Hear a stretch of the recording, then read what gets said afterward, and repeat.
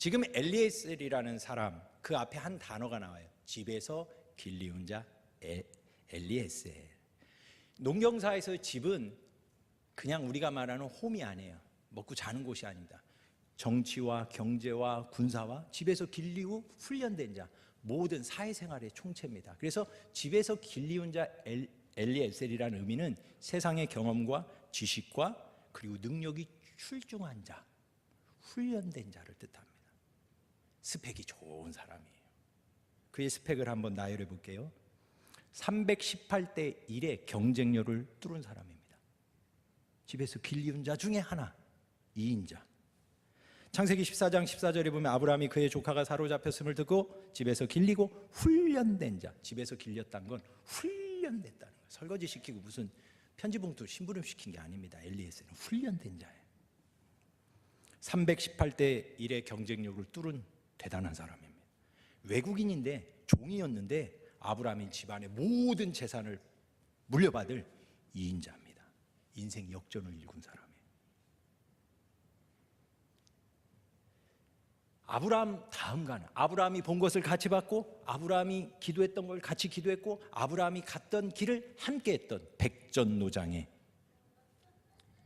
절대 강자였습니다. 엘리에셀은. 쉽게 지금 이삭이 태어났다 한들 엘리에셀 앞에는 어린 핏덩이에 지나지 않아요. 한 주먹거리도 안 됩니다.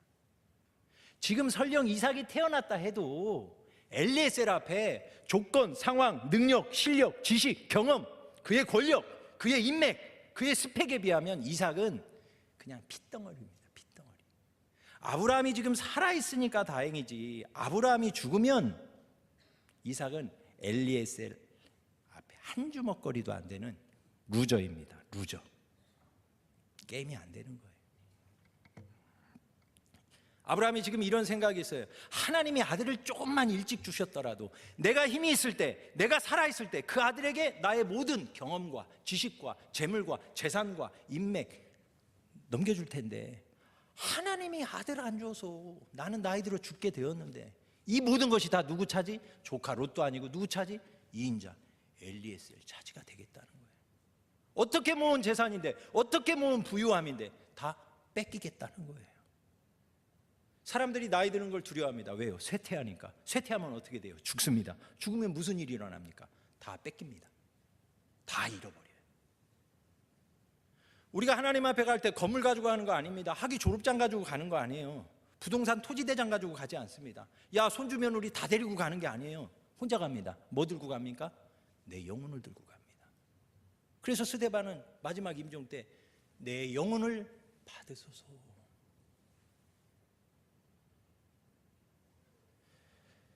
지금 아브라함이 하나님께 원망을 해요. 불평을 해요.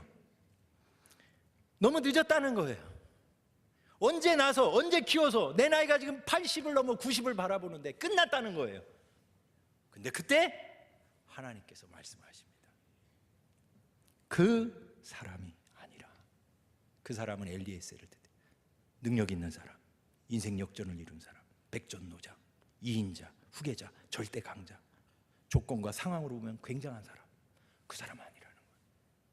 내 몸에서 날 자, 하나님의 말씀이에요. 목사님께서 말씀을 해주셨죠. 저는 이 내 몸에서 날 자, 그 사람은 알겠어요. 엘리에셀 말고 돈 많다고 되는 게 아니라, 금수저라고 되는 게 아니라 내 몸에서 날 자. 아, 이삭, 엘리에셀이 아니고 이삭이구나. 참 멍청해요. 목사님 이걸 풀어주셨잖아요. 이거는 지금 이삭이나 엘리에셀 얘기가 하는 게 아니야, 송 목사. 절망과 역경, 고난, 지나온 과거, 네 인생 속에서 다시 일어나. 이건 아브라함에 대한 얘기라는 거예요. 만약 하나님께서 이삭이다, 엘리에셀이다, 내 몸에서 날짜가 이삭이다, 엘리에셀이다, 그러면 아브라함하고 얘기할 필요가 없어요. 지금 문맥은 뭡니까? 아브라함하고 하나님하고 얘기해요. 그럼 지금 하나님이 아브라함 들으라고 얘기하는 거예요. 하나님 지금 여러분 들으라고 얘기하는 거예요. 나보고 깨달아 하려고 지금 하는 거지, 너무 얘기하시는 게 아니에요. 만약 너무 얘기할 것 같으면 하나님이 그 교회 가서 저보고 설교하라고 할 것이고, 여러분은 그 교회 가서 설교 들으면 될 것이고, 왜 여기냐는 거예요. 왜 지금이냐는 거예요. 왜 오늘이라는 거예요. 왜 이 공간이냐는 거예요. 하나님이 하실 말씀이 있다는 거예요. 내 몸에서 날 자가 누구냐? 아브라함이라는 거예요. 이게 그럼 뭐 자웅동체처럼 죄송합니다, 지렁이나 군뱅이처럼 아브라함이 되는 거예요? 지 몸에서 났는데 이게 또 아브라함이라니 말이 안 되잖아요. 요 논리적인 비현실을 푸는 한 가지 길이 있습니다. 그것이 독해예요, 해석이에요. 성경은 그것을 겉사람과 속사람, 옛사람과 새사람이라고 불러요. 무슨 말씀인지 알겠죠? 아기가 있는데 목욕을 시키는데 물이 더러워. 그러니까 목욕물 좀 버려야 되겠다. 종교개혁자들의 우화에 나온 얘기예요. 그래가지고 어떻게 합니까? 이 목욕물, 더러운 시궁창물을 버렸는데 뭐까지 버렸어요? 아기까지 버리면 돼요, 안 돼요? 안 돼요. 우리 안에 두 사람이 있어요. 성경의 해석입니다. 뭘 버리는 거예요? 새 사람 버려요? 영의 사람 버려요? 속 사람 버려요? 성령의 사람 버려요? 큰일 나요. 이것도 납니다. 근데 뭘 버려야 돼요? 그거 옛날 거, 어제나 과거에나 안 된다, 못한다, 원망, 불평, 짜증, 요거 버리라는 거예요. 근데 이거 버리겠다고 뭘 버려요? 하나님이 내게 심어준 알고.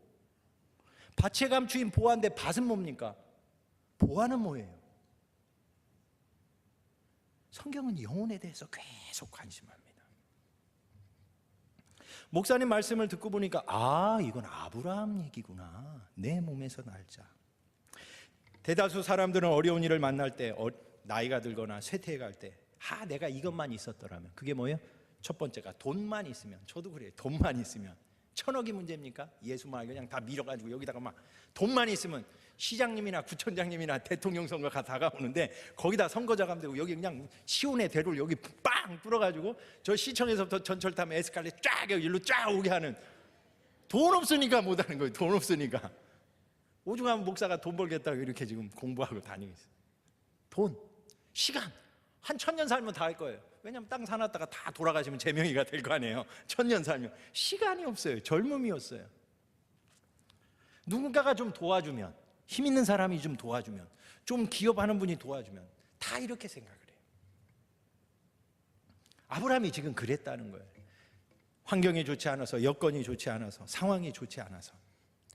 예수님도 2000년 전에 이 땅에 오셔서 어려운 일을 만나셨어요. 답답한 일 만나셨어요. 사람들이 그분이 누군지를 모르는 거야. 오해하는 거야. 여러분 언제 답답해요? 야, 너 나 몰라, 나 몰라. 내 마음 몰라, 내 마음 몰라. 아니, 나도 나를 모르는데 누가 나를 알아줘요? 사람들이 오해하는 거예요. 나는 누구냐는 거예요. 하나님이 원하는 나, 하나님이 원하는 아브라함, 하나님이 원하는 송신일, 그거 맺으라고 심었는데 그게 어디 갔냐는. 전 잃어버렸어요. 근데 피부색이 문제가 아니에요. 직업이 문제가 아니에요. 어디서 사느냐가 문제가 아니에요. 하나님이 원하는 나, 내 몸, 1969년 1월 7일에 태어난 내 몸, 이 그릇, 이 육신에다가 하나님이 뭘 담으셨어요? 하늘의 미라를 담았어요. 송신이를 심었어요. 인생의 연수가 70이요 강건하면 80이라면 달려갈 길을 마치고 선한 싸움을 다 마쳤더니 뭐가 나와야 돼요? 조용기 목사가 나오면 안 돼요. 하영조 목사님이 나오면 안 돼요. 정주영 회장이 나오면 안 돼요. 뭘 심었으니까? 심은 대로 거두잖아요. 심고 거둠의 법칙, 창조의 법칙, 누가 나와야 돼요? 송신일이 나와야 되는데 이것이 멍청해가지고 딴 데 가서 딴짓을 한 거예요. 탕자입니다. 왜요? 하나님 잘못 만들었어. 나 같으면 나를 이렇게 안 만들어. 좀 생각이 있지. 옛날에 태어나게 하든지 좀 나중에 태어나게 하든지. 왜 하필 이런 시대에, 이런 좁아 터진 땅덩어리에, 이런 가난한 아버지 밑에서. 그럼 불평. 차라리 좀 미국에서 태어났다면, 영국에서 태어났다면, 유대인으로 태어났다면. 제가 세계 여행을 다녀보니까 부러운 게 너무 많아요. 외교관의 아들로 태어났다면 막 10개 국어하면서 막 날라다녔겠죠. 근데 왜 이 모양 요 꼴이냐는 거예요. 하나님에 대한 원망이 있었다는 거예요. 저를 잃어버렸어요. 내가 이 땅에 온 것은 나의 뜻을 이루려 함이 아니요 나를 보내신 아버지의 뜻을 이루려 함이라. 아멘이지요? 아멘이어야 됩니다. 자, 문제를 낼게요. 저희가 아이들하고 이런 문제를 내요. 자, 하나님의 뜻은 나와 있어요. 십자가에 달려서 만인을 위해 대속하고 죽어라. 할 수만 있으면 이 잔을 내게서 떠나게 하옵소서. 그러나 이 내 뜻대로 하지 마시고 아버지의 뜻대로 하세요. 해주십시오. 겟세마네의 기도입니다. 요한복음 4장에 보면 수가성령이가 만났는데 도시락을 제자들이 가져와서 예수님 시장하시죠. 점심 드시죠. 그랬더니 야, 나는 너희가 주지 않는 내 양식이 있어. 누가 도시락 갖다 드렸어? 뭐 드셨대? 그랬더니 예수님이 나의 양식은 나를 보내신 이의 뜻을 행하는 이것이니 떡으로 사는 게 아닙니다. 하나님의 말씀에. 근데 그 하나님의 말씀을 통해서 우리가 뭘 발견해야 되냐? 내가 이 땅에 사는 이유, 내가 이 땅에 사는 목적, 내가 이 땅에 살아가는 의미를 찾아내. 이게 양식이에요. 양식 먹어야 일하잖아요. 다 먹고 살자고 일하는 거잖아요. 근데 예수님은 하나님의 뜻을 먹었다는 거예요. 이렇게 되는, 예수님이 이 땅에 태어났다는 거예요. 야, 내가 왜 태어난 줄 알아? 소크라테스 되려고, 부처 되려고, 바로왕이나 로마의 황제처럼 왕이 되려고. 아니라는 거예요. 하나님이 나를 보내신 이유가 있어. 목적이 있어. 하나님의 뜻을 이루려고 온 거야. 그래서 성경은 그 이름을 예수라고 합니다. 그 당시 예수님이 이 땅에 오시기 전에 250년 전에 추계 시대라고 해요. 인문학적으로. 동양과 서양이 로마를 통해서 길이 되고요. 무역과 종교와 문학과 화약과 나침반, 이게 막 다 종이 인쇄술과 다 인도, 그 다음에 중국, 그 다음에 이 유럽이 다 그 중심에 팔레스틴, 이스라엘이 있고, 그 이스라엘은 로마의 속국이었어요. 힘없는 나라의 미래를 보면서, 현실을 보면서 제가 예수님이라면 무장혁명을 일으켰을 거예요. 내가 정치적인 왕이 돼서, 아니면 사업의 신이 돼서, 아니면 어떤 경제적인 문제, 종교적인 문제. 예수님이 이 땅에 오시기 전에 250년 전에 이미 소크라테스, 플라톤, 아리스토텔이 그 시대에 있었어요. 그의 제자들이 있었어요. 동네 넘어가면 난 소크라테스가 길인 것 같아. 아니야, 나는 플라톤의 제자가 될 거야. 예수님도 청년이었어요. 공생애를 태어나자마자 시작한 게 아닙니다. 30년 사시고 육신의 이 땅에, 이건 교리입니다. 우리처럼 몸을 입고 오셨어요. 진짜 배가 고프시면 허기를 느끼셨고요, 피곤하면 잠을 주무셨고요, 화가 날 때는 독사의 자식들아 외치셨습니다. 30년 동안. 그럼 그동안 뭐 했냐는 거예요. 빨리 좀 하시지. 인간적인 고민이 있었구나. 신학자들은 이것을 청년 예수라고 합니다. 예수님도 사포 오포 세대예요. 장가 안 가셨잖아요. 자식 없잖아요. 집 없잖아요. 유대교라는 교계에 진출 못 하셨잖아요. 거기에 주류가 안 됩니다. 비주류예요. 아웃사이더예요. 뭐 때문에 고민하셨냐는 거예요. 뭐 때문에 괴로워하셨냐는 거예요. 끝까지 예수님을 예수님 되게 지켜주신 그 양식, 그 힘, 원천이 뭐냐? 나를 보내신 이의 뜻. 내가 왜 살지? 내가 무엇 때문에 일하지? 그것은 한마디로 예수가 되는 거예요. 그것은 우리는 예수 그리스도라고 하고, 그 이름이 복음이라 하고, 그분에게 존귀와 영광을 돌리는 거예요. 그래서 독생자입니다. 전에도 없었고 없죠. 후에도 없었어요. 이건 예수님의 얘기가 아니에요. 왜냐하면 우리도 예수님을 따라가는 제자들이거든요. 예수님이 가신 그 길을 가는 거예요. 예수쟁이의 진정한 의미는 뭐냐? 하나님이 너를 지었다면 네가 맺어야 될 열매가 있고, 너에게 책임이 있고, 한 번 죽는 것은 사람에게 정한 것이고, 그 외에는 심판이 있다. 책임이 없는 사람에게는 심판 안 물어요. 그럴 권리가 없는 사람에게는, 기회가 안 주어진 사람에게는 책임을 안 묻는다니까요. 심판은 책임이에요. 결산받는 거예요. 너 뭐 하다 왔어? 너 인생 살다 왔어? 내가 너한테 송신이를 맡겼잖아. 60년, 70년, 인생의 연수가 70이요. 강건하면 80이라면 송신이를 맺어야지. 하나님, 나는 조용기 목사가 되고 싶어요. 하나님, 저는 이찬수 목사님이 되고 싶어요. 하나님, 저는 정주영 회장이 되고 싶어요. 만약 피덩이 송신이를 이 땅에 보내고 하나님이 그런 사업가나 목회자라도 그런 목사님, 쓰임받는 목사님을 통해서 만들어서 저를 개조시켜서 그런 하나님의 일을 하기 원하신다면 너무 피곤하잖아요. 하나님은 인간도 DNA를 통해서 복제하는데, 하나님은 천지를 창조하시고 알파와 오메가시고 처음과 나중이시고 전지전능하시고 무수무새하십니다. 인간도 이 피조물 100년도 살지 못하는 인간도 컴퓨터와 모바일 4차 혁명을 통해서 기계인간을 만들고요, 슈퍼컴퓨터는 알파고를 만드는데 하나님이 그거 DNA 복제 하나 못하겠어요? 조영기 목사님 머리카락 하나, 하영조 목사님 머리카락 해서 복제해가지고 조영기 목사님 2, 조영기 목사님 3, 조영기 목사님 4 보내면 되지. 뭐하러 이런 모습을 준 저를 두드려 고쳐가지고 그런 목사님 만들려고 하겠냐는 거예요. 하나님도 힘들죠. 왜냐하면 저는 고집이 세니까요. 저는 얼마나 또 힘들겠어요.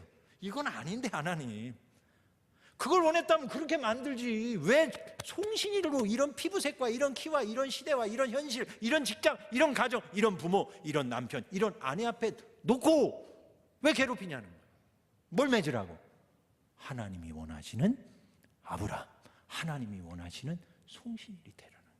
이게 내 몸, 남의 몸이 아니라 내 몸에서 날 상속자라. 그래서 우리에게 이름을 주셨어요. 고유 넘버가 있어요. 헷갈릴 거 아니에요. 영혼이 다 모였어요. 이게 누구냐? 아이디가 있어야 되잖아요. 아이디. 예수님께서 요한복음 19장에 보면 요한만이 유일하게 예수님이 돌아가실 때 그 임종의 순간을 얘기합니다. 다 이루었다. 근데 이것은 진리입니다. 다 이루셨어요. 뭘 이루셨어요? 나라를 보내신 이의 뜻. 예수가 돼서 다 이루었고요. 그래서 떠나가십니다. 우리가 죽지 못하는 이유고 우리가 떠나가지 못하는 이유예요. 아직 못 이루었어요. 내가 나를 모르는데. 여러분, 어떤 사람이 여러분의 남편이나 아내나 자녀에게 뭐라 해요? 뭐라 할 필요 없어요. 속상해할 필요 없어요. 내가 배 아파서 난 내 자녀인데도 내 가게를 모르는데 누가 계속을 알아줘요? 사람들이 나에 대해서 오해한다고? 여러분, 우리에 대해서 이해해주지 않는다고? 아니, 나도 나를 살피지를 않는데 나는 왜 이런 걸 좋아하지? 나는 무엇을 잘하지? 나는 무엇을 할 때 기쁘지? 나에게 주신 은사는 뭐지? 나에게 주신 달란트는 뭐지? 그것이 잘하든 못하든 이유 불문하고 내가 나를 구하지 않았는데 누가 나를 이해해줘요? 누가 내 자식을, 누가 내 남편을, 내가 아내라면, 내가 남편이라면, 내가 아버지라면 내가 먼저 이해해줘야 되는데 우리가 그걸 보질 않아요. 왜? 저거 되겠냐는 거죠. 야, 너처럼 공부해서 대학 가겠냐? 너 밥이나 먹고 살겠냐? 걱정하지 마십시오. 다 삽니다. 제가 50년 살아보니까 살아요. 하나님이 저를 지어주시고 하나님이 여러분을 지어주시고 하나님이 이 교회를 지어주시고 하나님 창조주, 그분이 우리의 아버지라면 가만두겠냐는 거예요. 불구덩이 속에서도 하나님은 건져주실 겁니다. 스데반이 사도행전 7장 59절에 보면 그들이 돌로 스데반을 치니 스데반이 부르짖어 이르되 주 예수여 내 영혼을 건물덩어리 아닙니다. 등기부 대장 아니에요. 주민등록증 아니에요. 내 영혼을 받으소서. 무릎을 꿇고 크게 이르되 주여 이 죄를 그들에게 돌리지 마옵소서 이 말을 하고 자니라. 지금 하나님이 원하시는 스데반 다 이루었어요. 어떤 스데반이어야 합니까? 억울한 일을 만나서 죽는 마당에 저들의 죄를 용서하옵소서. 하나님이 원하시는 스데반이 된 거예요. 설교 한 번 하고 돌에 맞아서 설교 한 번 하고 도둑질하다 한 게 아니라 설교 한 번 하고 생사가 오는 서슬퍼런 재판정에서 다른 본문에 보면 천사가 얼굴이 천사처럼 해처럼 빛났던 그 스데반, 이게 하나님이 원하시는 스데반이에요. 처음부터 스데반은 그랬다고 그렇게 변명하지 마세요. 그도 우리와 같은 성정이 같은 사람이었고요, 우리가 똑같은 DNA 하나님의 은혜를 입은 자, 인생을 살면서 그 하나님이 원하시는 스데반이 되어지는 겁니다. 그 사람이 아니라 내 몸에서 날자, 그가 상속자라. 이걸 한마디로 표현하면 남의 인생 살지 말고 네 인생 살아. 남의 인생 콩나라 판나라 하지 말고 남의 교회, 남의 성도, 남의 목사님 콩나라 판나라 하지 말고 너에게 주신 거, 내게 있는 거, 내 몸에 있는 거, 잘났든 못났든 작든 크든 마르든 뭐 볼품이 있든, 사람들은 성형수술 해가지고 막 어떻게 보톡스 맞고 필라 맞고, 하나님은 뭘 원하세요? 속사람. 지금 하나님의 뜻이 어디에 담겨 있어요? 그 사람이 아니라는 거예요. 철부지 어린아이가 이 땅에 태어나서 인생을 살고 나면 하나님이 원하시는 그 사람이 되는 것. 내가 원하는 내가 아니라 하나님이 원하는 내가 되는 것. 저는 이 아침에 감히 선포합니다. 성경이 말하는 인생이 이것 아닐까요? 우리가 사는 이유, 우리가 고생하는 이유, 우리가 훈련받는 이유, 우리가 연단받는 이유. 고린도후서 5장 17절에 그런즉 누구든지 그리스도 안에 있으면 새로운 피조물이라. 이전 것은 지나갔으니 뭐가 지나갔어요? 옛사람이에요. 그것도 납니다. 보라 새 것이 되었도다. 이것도 나예요. 이건 새 사람, 속사람. 부모가 원하던, 남편이 원하던, 내가 원하던, 사람들이 이것이 인생의 성공이고 행복이라고 원하던 그 자리에서 인생이 철이 들어가면서 하나님이 원하시는 그 뜻을 이루어 드리는 것, 사명입니다. 서울시청 벽면에 가니까 가을이니까 큰 보름달이 있고 그 옆에 한 구절인데 눈에 띄더라고요. 여러분 오늘 예배 마치고 자녀들과 함께 가보세요. 그 안에 뭐 엊그제만 해도 드론 축제가 있고요, 소셜 컨퍼런스라고 해가지고 뭐 많은 행사들이 있는데 구경하러 가라는 얘기 안 해요. 여러분들은 뭐 구경할 것도 없잖아요. 서울 사람들이니까. 저 같은 사람이나 신기하고 재밌어 하는데 그 벽면에 딱 한 구절이 저한테 그냥 충격을 먹었어요. 점으로 가는 것이 아니라 영으로 가는 것입니다. 한 단어가 빠졌죠. 뭡니까? 인생은 나그네 길. 어디서 왔다가 어디로 가는지 모르는데 중요한 한 가지 사실. 저무는 게 아니라, 쇠락해 가는 게 아니라, 끝나가는 게 아니라 뭐예요? 익어가는 거예요. 이거. 누가복음에 보면 부자와 거지 나사로의 이야기가 있습니다. 두 인생이 등장해요. 날마다 호화롭게 즐기며 모두가 부러워하던 부자의 인생, 부유한 자, 되고 싶고 하고 싶은 거죠. 또 한 사람은 개들이 와서 헌대를 핥아, 거지 같은 버려진 인생. 그런데 충격은요, 그 부자에게는 이름이 없어요. 이름이 없어요.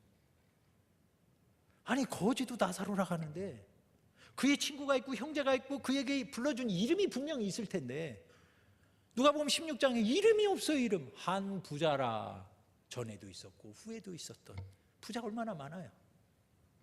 이름이 없어요. 이름.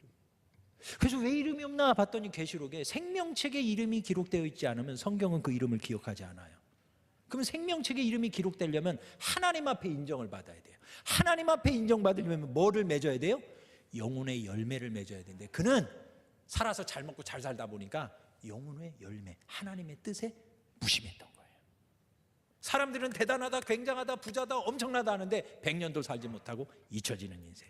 이름이 없다는 거예요. 이름. 여러분 송신일이 조용기 목사처럼 살려면 많이 힘듭니다. 실감이 안 나죠? 그럼 이렇게 표현할게요. 조용기 목사님이 저처럼 여기서 이렇게 살려면 쉬울까요? 어려울까요? 어려워요. 안 해요 그분이. 옥탑방에 살겠어요? 예수마을교회 출석하겠어요? 장 목사님 밑에서 네 목사님 네 목사님 순종하겠어요? 어려운 거예요. 불가능한 거예요. 근데 우리는 자꾸 그걸 기대해요. 야 너 이렇게 해봐, 너 저렇게 해봐. 사람들이 원하니까. 이렇게 어려운 거예요. 송신일 목사는 송신일 목사고 조용기 목사님은 조용기 목사님입니다.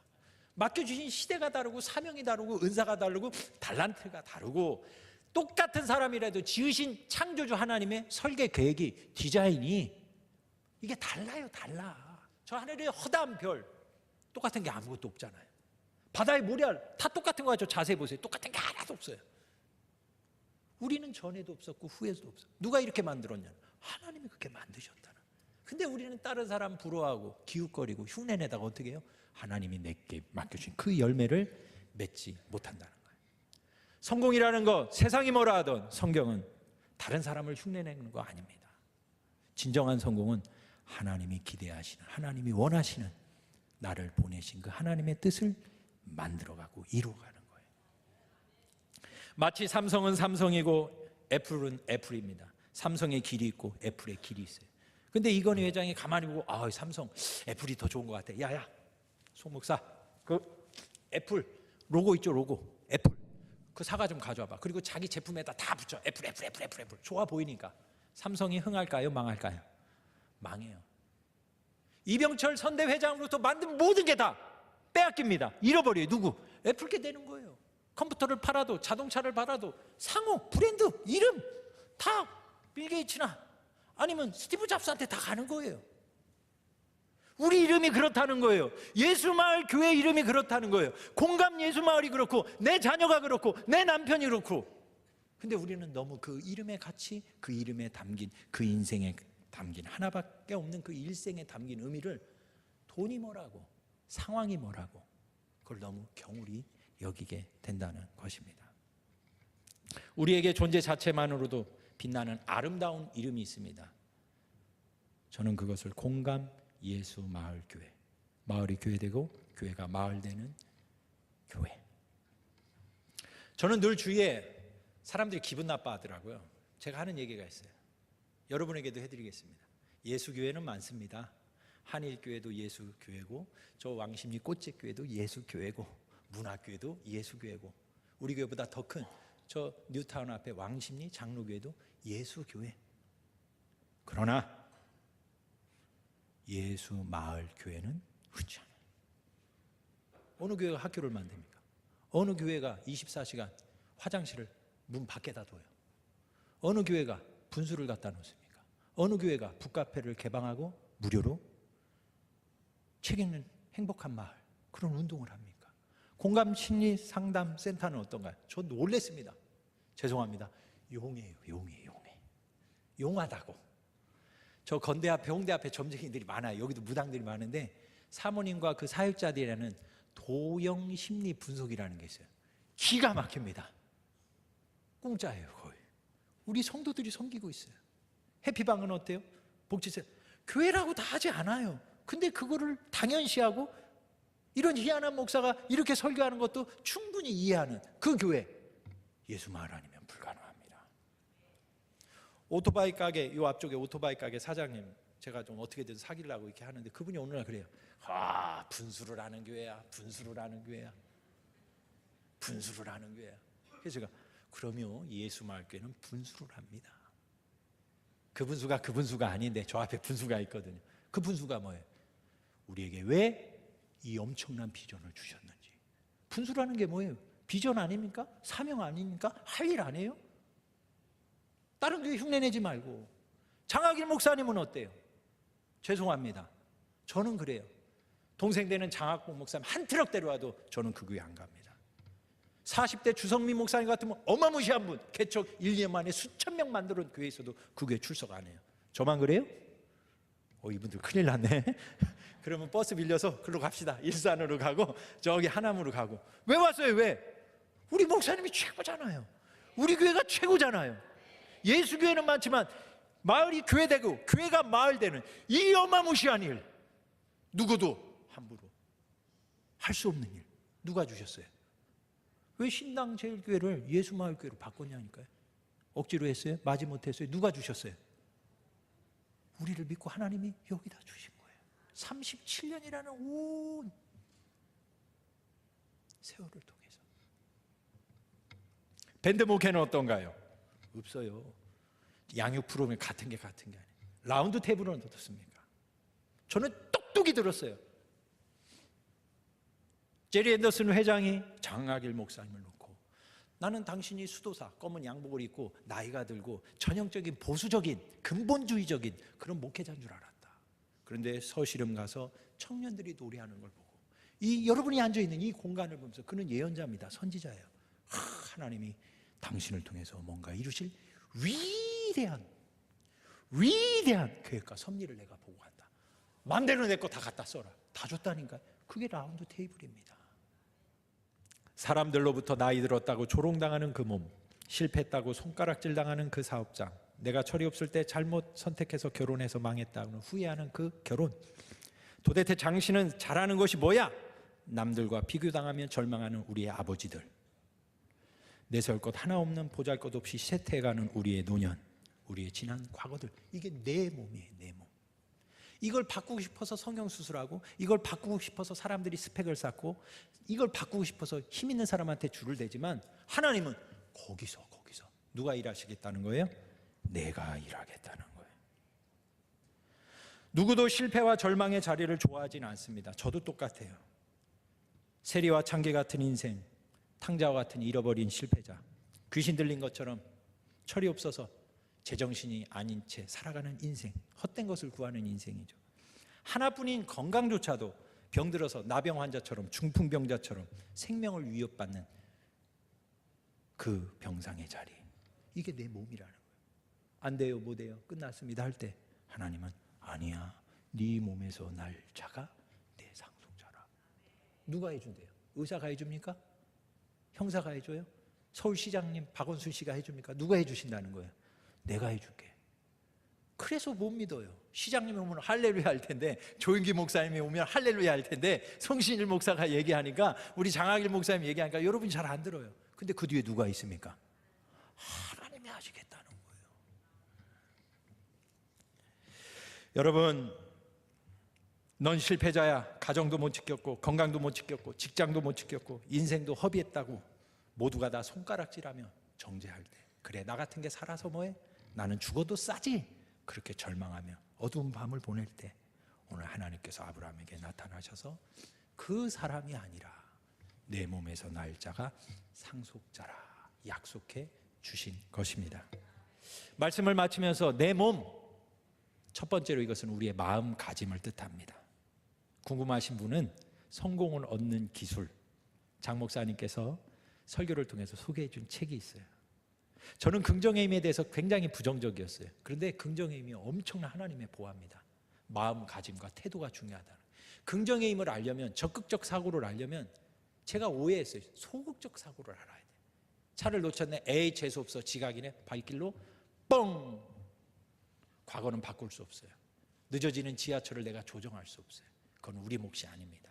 가라지예요. 내가 심지 않은 거는 그냥 두세요. 하나님이 내게 주신 알곡은 뭐냐? 마음이에요. 불평할 수밖에 없고 짜증낼 수밖에 없고, 내가 불평하고 짜증내면 나의 직장, 부하나 나의 가족이나 나의 자녀들이 악영향을 받아서 서로 이게 되어지지만, 적극 의지와 믿음을 가지고 끊어내고 감사합니다, 기쁩니다, 즐겁습니다.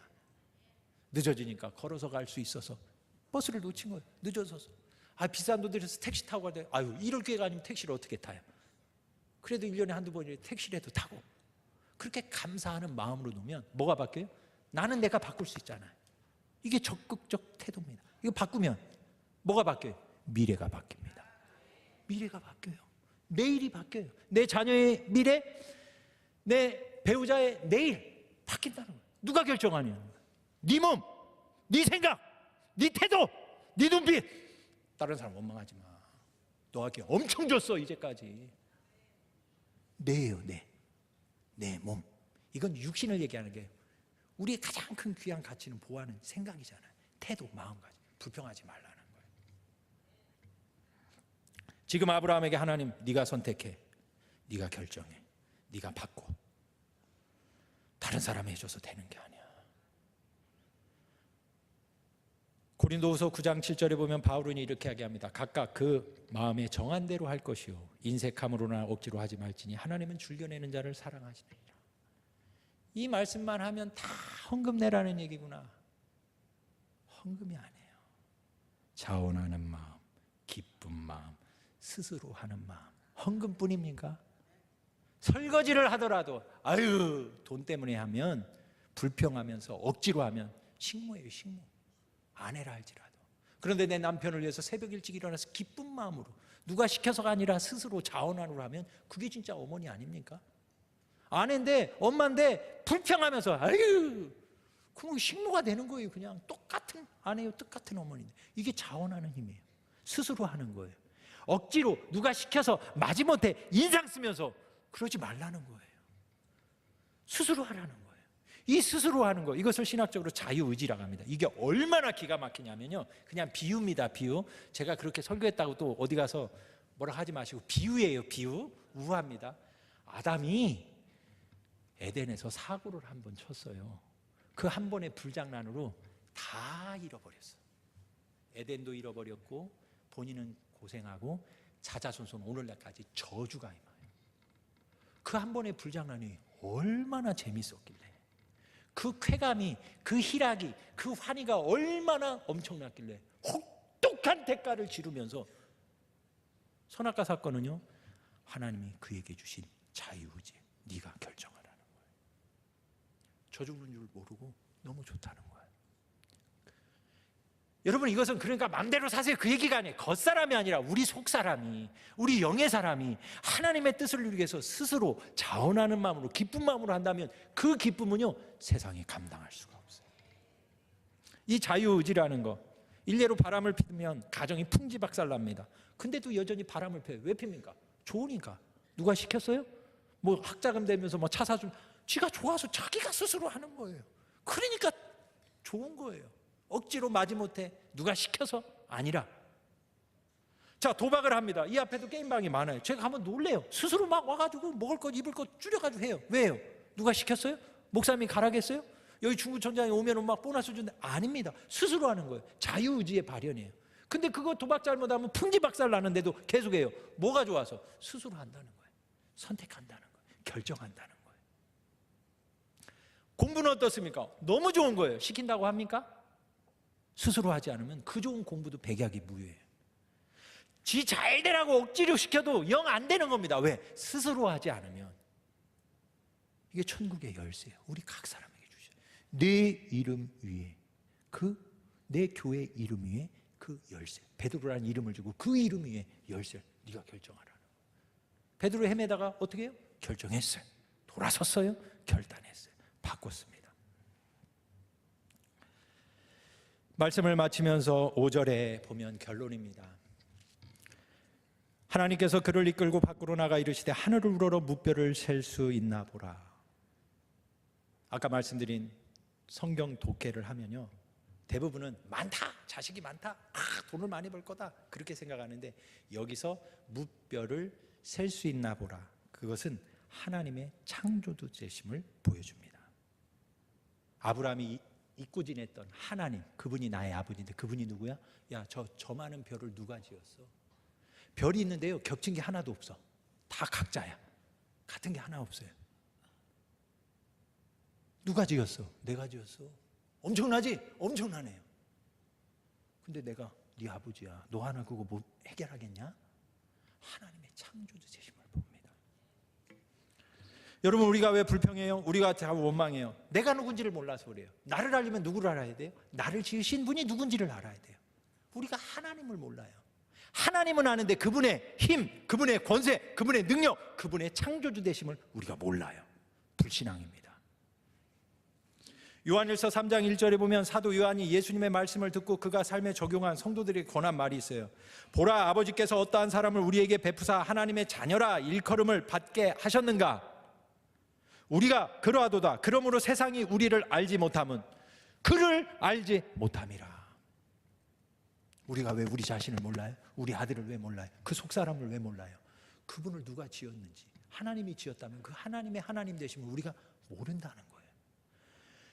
저들이 우리를 알지 못하면, 내가 나를 알지 못하면 그를, 나를 만드신, 우리를 만드신, 교회를 지으시고 예수 그리스도를 보내시고 우리 안에 내 배에서 남의 배가 아니에요, 생수가 강처럼 흘러날 그 성령님을 알지 못함이라는 거예요. 하나님이 다 주셨는데 이것이 내 몸에서 날 상속자라는 의미입니다. 두 번째로 이 무별, 거기에는 별빛이 있죠. 이 별빛은 오직 밤에만 빛납니다. 낮에는 안 보여요. 그래서 하나님은 죽었다, 하나님은 끝났다, 하나님의 약속이 사라졌다, 아니에요. 별빛은 오직 밤에만 볼 수 있습니다. 사람들은 많은 것만 좋아하는데 밤이 아니면 그게 안 보인다니까요. 밤은 하나님이 일하는 시간을 뜻합니다. 왜냐하면 낮에는 사람들이 일하니까. 그러면 하나님이 일하는 시간에 왜 깨어 있어요? 자야죠. 아브라함은 절망이에요, 염려해요, 고통해요. 낮에 일이 잘 풀리고 사업이 잘 되는 사람은 잠자기 바빠요. 내일 또 할 일이 많으니까 일찍 자고 일찍 일어납니다. 근데 할 일이 없는 사람, 루저, 고민이 많고 괴로워요. 그러면 잠을 못 이루잖아요. 밤을 지새우잖아요. 그러다 보니까 별빛을 본 겁니다. 뭔가 걱정이 있고 고민이 있고 일이 잘 풀리지 않을 때, 그때 밤을 지새우는데 그 별빛 넘어 하나님을 아브라함이 본 거예요. 때로는 인생의 어두운 밤, 여러분이 지금 거닐고 있습니까? 누구도 알지 못하는 고민 때문에 홀로 베갯잎을 적시고 있습니까? 그때가 바로 하나님을 바라볼 수 있는 은혜의 시간인 줄로 믿습니다. 다윗은 이것을 시편 119편 71절에 고난 받는 것이 내게 유익이라, 내가 고난 당함으로 주의 율례를 배웠다. 별빛을 바라보지 말고 그 밤을 허락하신 하나님의 계획, 하나님의 뜻, 하나님의 축복을 기억하시기를 바랍니다. 날이 밝으면 그 별빛은 후 일장 춘몽처럼 사라지지만 여전히 하나님의 약속을 상징하는 무별은 그 자리에서 지금까지 빛나고 있어요. 아브라함이 봤던 그 별빛이 지금도 우리가 밤 누구나 다 바라볼 수 있는 저 우주 삼라만 속에 박혀 있다면 우리가 주저하고 절망할 이유가 없습니다. 바울은 이것을 나의 나된 것이라고 얘기해요. 나의 60년, 70년 전에 태어난 내가 오늘 하나님께 돌아가는 내가 된 거, 이게 인생이라는 거예요. 나의 나된 거. 그의 노년에 이런 고백을 합니다. 예루살렘으로 죽으러 들어가면서 디모데 후서 6장 7절 믿음의 아들 디모데에게 전제와 같이 내가 벌써 부어지고 나의 떠날 시각이 가까웠도다. 나는 선한 싸움을 싸우고, 인생은 선한 싸움이에요. 영적인 싸움입니다. 나의 달려갈 길, 너의 달려갈 길, 그가 달려갈 길, 누가 달려갔으면 좋아하는 길이 아니라 나의 달려갈 길, 내 길이 내 길. 마치고 믿음을 지켰다. 고린도전서 15장 10절에서는 그러나 나의 나된 것은, 나의 나된 것은, 사울이 바울이 된 것은, 베드로가 게바가 된 것은, 아브라함이 된 것은 다 이름에 다 아브라함. 나의 나된 것, 내가 원하는 내가 아니라 하나님이 원하는 나, 예수가 그 예수 그리스도가 되는 것. 나의 나된 것은 누가 하냐? 하나님이 하신다는 거예요. 왜요? 하나님이 저와 여러분을 지으셨기 때문입니다. 하나님을 의지하고 나아가라는 겁니다. 내게 주신 그의 은혜가 헛되지 아니하여 내가 모든 사도보다 더 많이 수고하였으나 내가 아니요 오직 나와 함께 하신 하나님의 은혜로다. 보라 처녀가 잉태한즉 그 이름을 예수, 예수의 다른 이름이 임마누엘인 이유입니다. 바울이 그 임마누엘을 고백해요. 이건 내가 잘나서 똑똑해서 내가 노력해서 열정을 태워서 되는 게 아니라, 내 스펙 가지고 되는 게 아니라 오직 나와 함께 하신 하나님의 은혜로다. 한 해를 결산하면서 또 내년을 계획할 11월이 다가옵니다. 교회는 또 세상은 11월에 다 결산하고 12월부터 내년 계획을 짜잖아요. 올해 결산을 잘 하려면, 그렇죠? 내년 계획을 잘 짜려면 올해 빨리 결산을 해야 되고, 올해 결산하려면 11월에 올해 동안 뭐 했나, 뭐에서 틀렸고 내가 뭐에서 잘했고 무엇을 깨달았나 빨리빨리 돌아봐야 돼요. 오늘 주신 이 말씀, 나의 나된 것은 주님의 은혜라. 그 은혜 영광 안에서 내년을 계획하고 비상하는 저와 여러분 되기를 간절히 축원합니다. 결단 찬양하겠습니다. 하나님의 은혜, 박종호 시인이 찬양 가수가 부른 찬양이죠. 나를 지으시니 부르시니 보내시니 내가 이 땅에 내려온 것은 나의 뜻을 이루려면 아니라, 우연히 태어난 게 아니에요. 하나님이 보내주셨습니다. 그 어린 핏덩이가 인생을 지는 하나님 앞에 되는 그 영광을 노래하기로 감사합니다. 2주 전 한 해를 결산하며 하나님 앞에 큰 보화로 감사드렸던 추수감사절, 담임 목사님을 통해서 주셨던 말씀, 이 철없는 목사 입을 통하여 다시 한번 제게 주신 은혜를 나눴습니다. 한 말씀 한 말씀, 그 귀한 말씀의 은혜, 그 사람이 내 상속자가 아니라 내 몸에서 날 자가 내 상속자라. 우리를 지으신 하나님 앞에 저희가 아브라함처럼, 이삭처럼, 야곱처럼, 요셉처럼, 바울처럼, 베드로처럼 그 사명 감당하기를 원합니다. 특별히 마을이 교회되고 교회가 마을되는 공감 예수 마을 교회, 사랑하는 담임 목사님을 통하여 이 지역의 신당동에 심으셨습니다. 하나님께서 거두실 줄로 믿습니다. 그 일의 말꾼이나 구경꾼으로 일희일비하는 인생 되지 않게 하시고, 주인공 되게 하시고, 일꾼 되게 하시고, 사명자 되게 하여 주옵소서. 오늘 주신 말씀이 우리 안에 길이요 진리요 생명 되신 예수님의 그 성호 앞에 찬양드릴 우리의 삶이 될 줄로 믿습니다. 예수님의 이름으로 축복하며 기도합나이다. 아멘.